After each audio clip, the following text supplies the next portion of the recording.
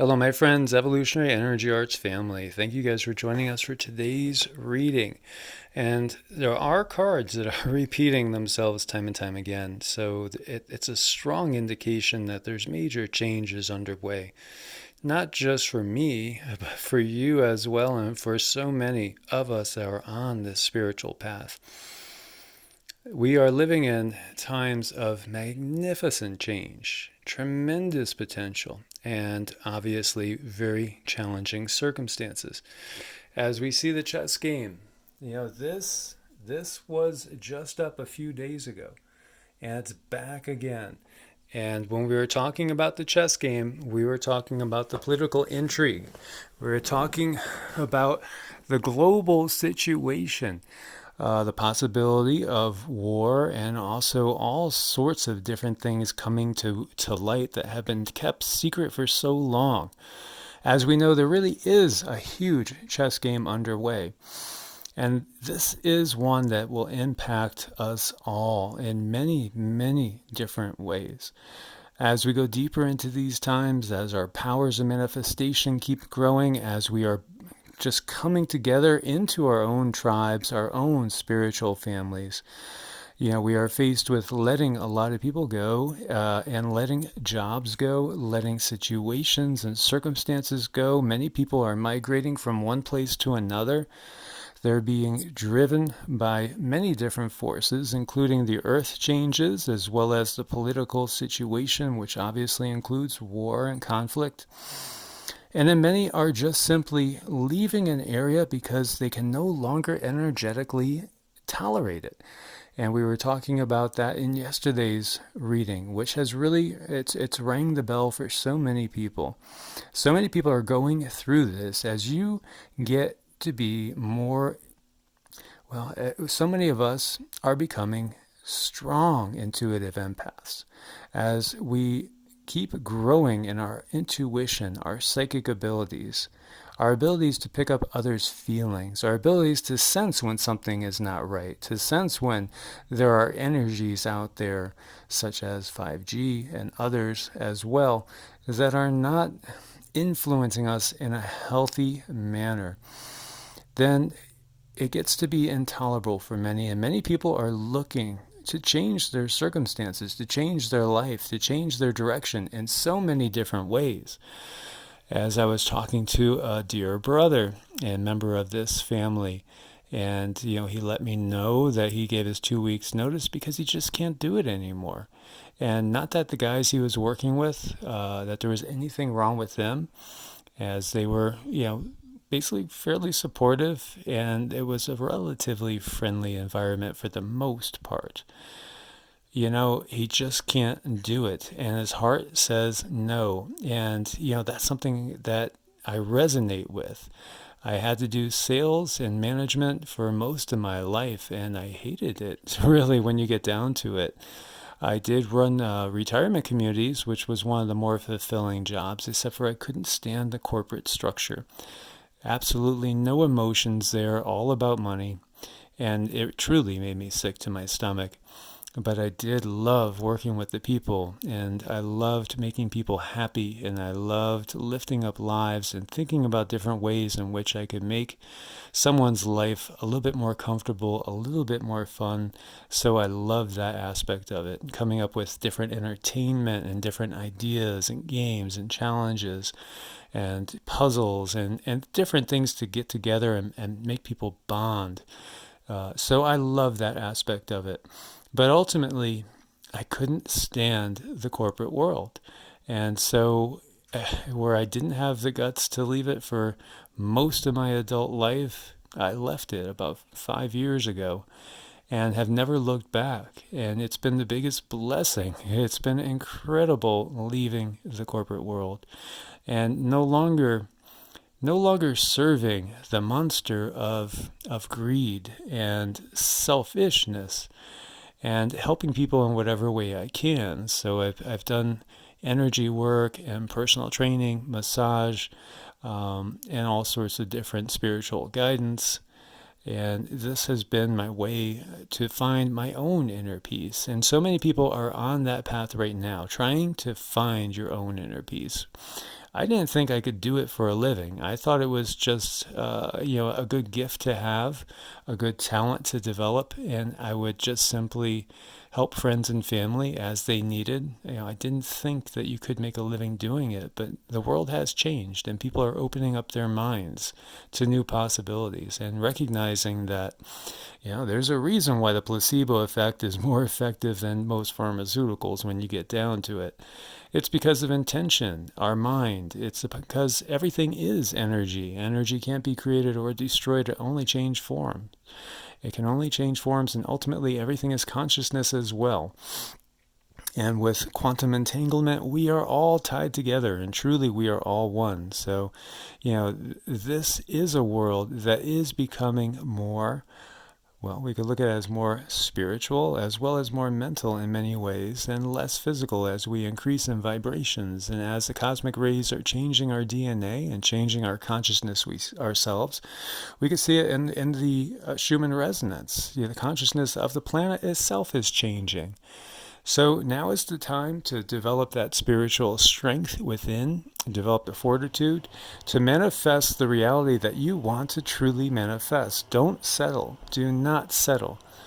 Settling leads to heartache. It leads to dis-ease. It leads to unhappiness. It leads to discontentment.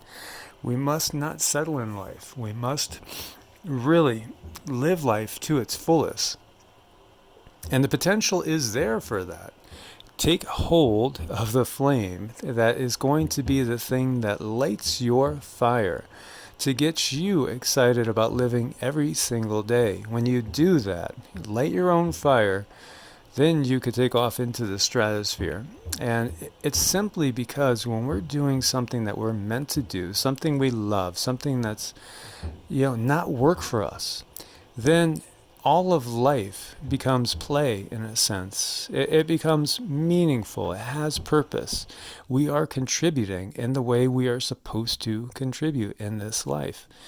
And so for many of us, it's going to be saying, I can't do the corporate world anymore. And of course, many of us have got ourselves tied into so much debt that we are terrified of taking that step out, where we no longer have that, steady paycheck that we could count on. We no longer have that, healthcare provided for by the company that we're working for. But what we do have is we have our own freedom. We have our own will to make every day our own, a unique expression of us. That is beautiful. That is the way we are supposed to live. We're not supposed to conform to a corporate mindset. We're not supposed to conform and make one size fit all. We're all unique expressions of divinity. Each one of us is a spark of God.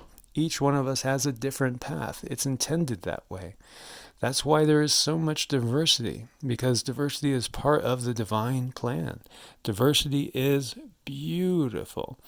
And so when we see Matsya, that's the fish avatar, that is an incarnation of Vishnu. Vishnu is the preserver. Vishnu, you might be more familiar with his incarnations as Rama and Krishna.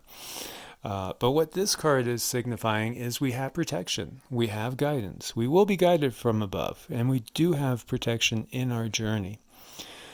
And so when we look at Lena, this number 7 card over here with the cow's head, this is again saying we need to have that spiritual strength to face change, to recognize we need change, to face it head on, and to have the guts and the courage to go ahead and change our situation. So many people will say, I wish this wasn't this way. I wish I wasn't in this situation.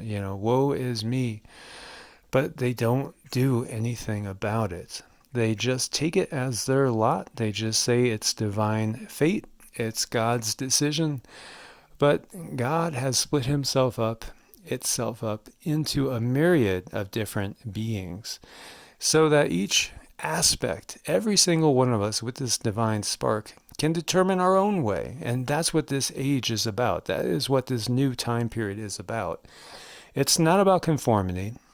It's about determining what is my highest path. What is the way I can contribute to the world in a way that's my own unique expression? And you know what? I'm not going to be ashamed of that. I'm going to shine my own light, whatever that looks like.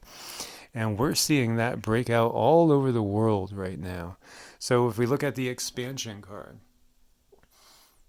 it's time to expand our ways of thinking. It's time to break out of outmoded methods and patterns that no longer serve us. This is what we are being called to do. It's uncomfortable. It is uncomfortable, but the time is ripe. And we see that when we look at the Queen of Cups and the Princess of Wands. So with the wands, obviously, that is all about the fire. That is, the fire is burning. The energy is there. The divine will is there, as is the emotional side of it, the emotional component of it. And when we are living our life's purpose, then we are satisfied, we are fulfilled, and we will have the energy to face each day. How many of you wake up in the morning and say, oh God, I'm tired, I can't do it, I can't go to work, I just don't want to do it, I want to go back to bed? Well, that's grief. That's sadness, because you're not happy on the inside.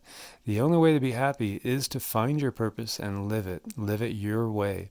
There's a Buddhist precept or concept of right livelihood, and it's so critical for us to be doing the thing, not that makes us the most money necessarily, because money is never going to buy us happiness. We see so many rich people committing suicide, drinking or drugging their lives away. And we see a lot of poor people that are blissful and happy.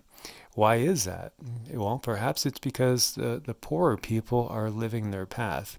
And they might not have a lot of material goods, but they have a lot of other beautiful bounty in their lives. They have abundance of love, peace, and happiness, of support. So it looks different for every person. And in this Western culture, we've been sold on materialism. And materialism never leads to source. Materialism does not take you to God. Quite the opposite. It pulls us away from things that are divine. You can't take it with you.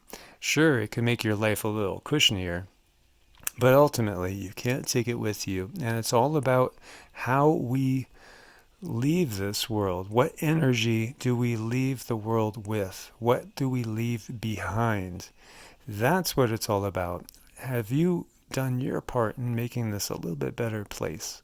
Or have you hoarded up riches and gold and all sorts of things? 3 BMWs, 2 Mercedes, and 2 4,500 square foot houses, at the expense of true love, at the expense of living your purpose, at the expense of helping others, at the expense of so many different things that could have brought you true bliss, ananda in Sanskrit.